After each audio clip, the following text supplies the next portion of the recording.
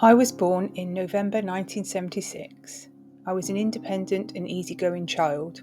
I sailed through primary school without too many issues. Life was simple then, but things changed drastically when I entered secondary school and hit puberty. What was once manageable soon became overwhelming.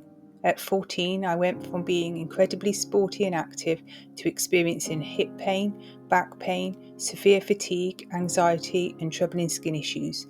It was the beginning of a lifelong journey through the healthcare system, a journey that would nearly break me. My visits to the GP became frequent. The answers they gave me were varied but never satisfying. I began to fear that, like a family member of mine, I would be labelled with a mental illness. That fear soon became reality. My physical symptoms were dismissed, overshadowed by assumptions rooted in my family history. I missed school more and more often and started studying from home. Despite everything, I secured a place at Sussex University to study biochemistry. I fought through 4 years of lectures, labs, and unrelenting symptoms. Doctors showed little interest because they couldn't see the problem. After university, I moved in with my partner and began working. I had no problem finding jobs, but keeping them was another story. My health kept interfering. Hoping to improve my symptoms, I came off the contraceptive pill, but instead I crashed, the first indication of a hormonal issue. I was given antidepressants with no further investigations, no support except for a short course of counselling. It was assumed I was suffering from a psychiatric condition. One morning, in a moment of despair, I sat holding the bottle of antidepressants. I didn't take them, but the GP assumed I had. That moment became a turning point I could not control. I was referred to mental health services, who had previously rejected me. This time, however, I was assessed and told I needed to go to hospital. The diagnosis? Schizoaffective disorder. I knew it was wrong. I had lived around mental illness, worked in healthcare, studied biochemistry. Nothing about the diagnosis made sense. But once admitted to the psychiatric ward, my rights disappeared. High doses of medication made things worse. I gained weight, became sedated and erratic, a shadow of my former self. I was even injected with antipsychotics, which I protested against, but faced being held down and injected with if I didn't comply.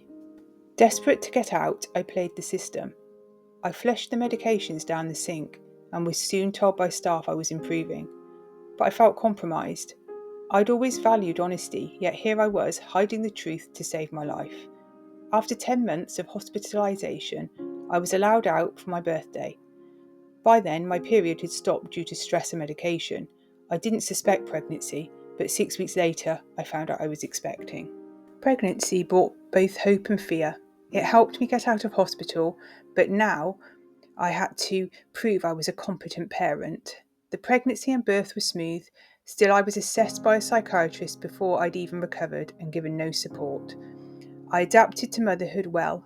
Friends disappeared after my schizophrenia label. I was isolated and still struggling physically. My GP dismissed my pain.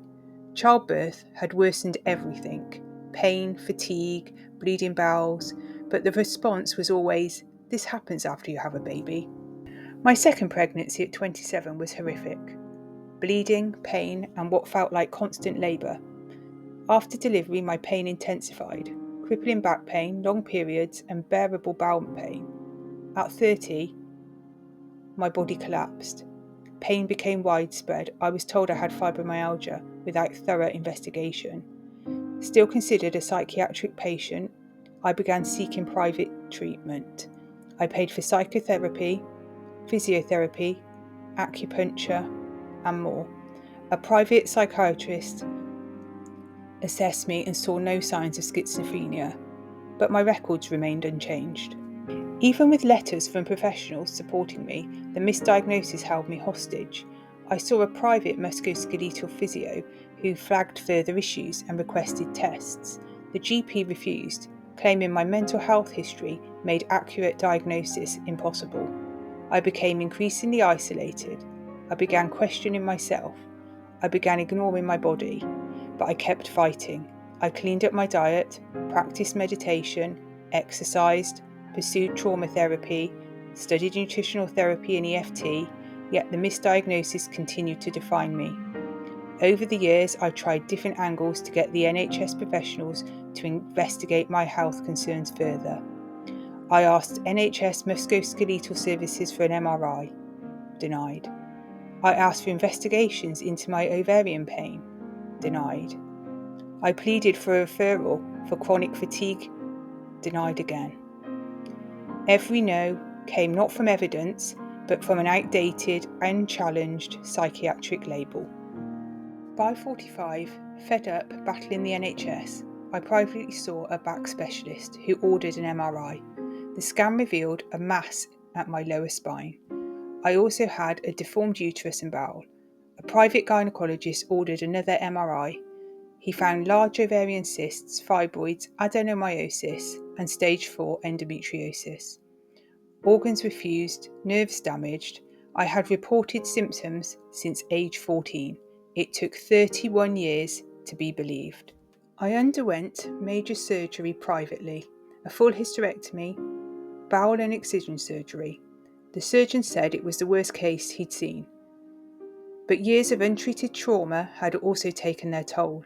I developed neuralgias, migraines, insomnia. GPs still dismissed me. NHS pain management and mental health services bounced me between them, neither really treating me. Crisis intervention, although limited, did help. They treated me like a human. They listened. I finally heard a psychiatrist say, "You do not have schizophrenia." Even so, the label persisted in my GP records. We requested my medical records, which were provided disorganised and not in date order, so we manually sorted them and sought help from an advocate. Only intervention by the Information Commissioner got the diagnosis removed, but the fear remains. I avoid GPs, I self-fund care, I work with professionals who see me as a whole person. My partner also had to source private trauma therapy due to the distress. I now focus on nervous system regulation. I work with a private psychologist and a physiotherapist trained in chronic pain and trauma-informed care. They collaborate together. My body wasn't broken, it was traumatised, much of it by the NHS. I've learnt that healing requires joy, not just compliance. Recovery is not a list of tasks. It's a relationship with yourself. I still have a long road ahead, but now I walk it with people who believe in me. This is a story of survival, but also of system failure. Misdiagnosis isn't just an error, it's a life-altering event. The cost of being dismissed, disbelieved, and dehumanised is profound. My story is not unique, it happens every day. We need a healthcare system that listens, collaborates, and adapts. We need clinicians who question assumptions, update records, and treat the person in front of them, not the diagnosis on the screen, because no one should have to fight for decades just to be heard. Whilst fighting to have the incorrect psychiatric diagnosis removed from my GP records, I was also battling ongoing and complex medical issues. Neurological symptoms, histamine intolerance, mast cell activation syndrome, and chronic pain. These have all been significantly exacerbated by surgical menopause. Yet again, there was a glaring gap in NHS knowledge and understanding, particularly regarding menopausal health. I also discovered through private assessment that I am neurodiverse. I believe my gender played a significant part in my lack of adequate care and was down to gender inequality in the NHS. Involving the NHS has often made things worse, so I've ended up paying for nearly all treatment myself. We spend thousands every year. If only the NHS specialists could work together, perhaps a truly holistic plan could have been developed instead of layer upon layer of fragmented, reactive care. The financial impact on my family has been enormous. We are also parents to 2 neurodivergent children who require support, and we've had to be vigilant every step of the way to ensure that they are not subjected to the same discrimination I faced. Sadly, we have already seen bias creep into their appointments. My daughter has now been diagnosed with endometriosis as well. When she approached her GP, she was dismissed almost immediately. with her symptoms attributed to anxiety. It was déjà vu.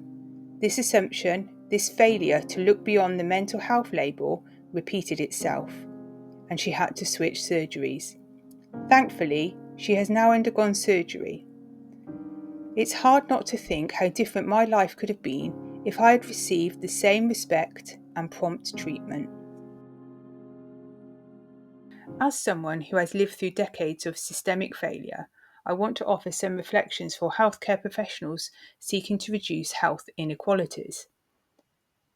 Approach patients with curiosity, not assumptions. Read patient notes, but remember, the patient may have been previously gaslit. Their records may contain misdiagnoses or incorrect assumptions. Listen without comparison.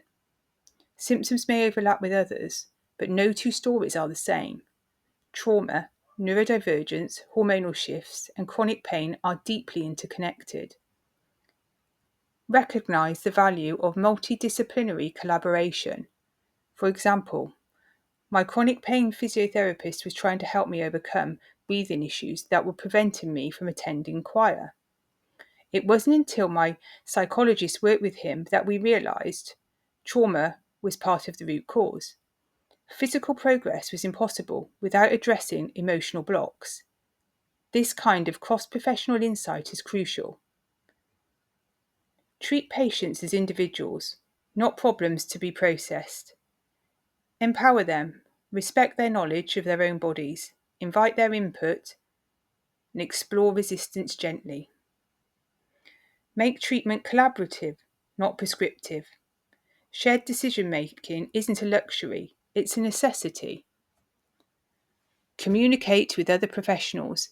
If something doesn't sit right, ask questions, challenge assumptions, and create a clearer picture together. Be trauma-informed. Many patients are managing more than just your appointment. They may be juggling children, disability, fluctuating symptoms, system navigation, financial stress, strained relationships, and even abuse or discrimination. True care goes beyond the diagnosis. It lives in the details, how you listen, how you respect, and how you collaborate. My story should never have been the norm.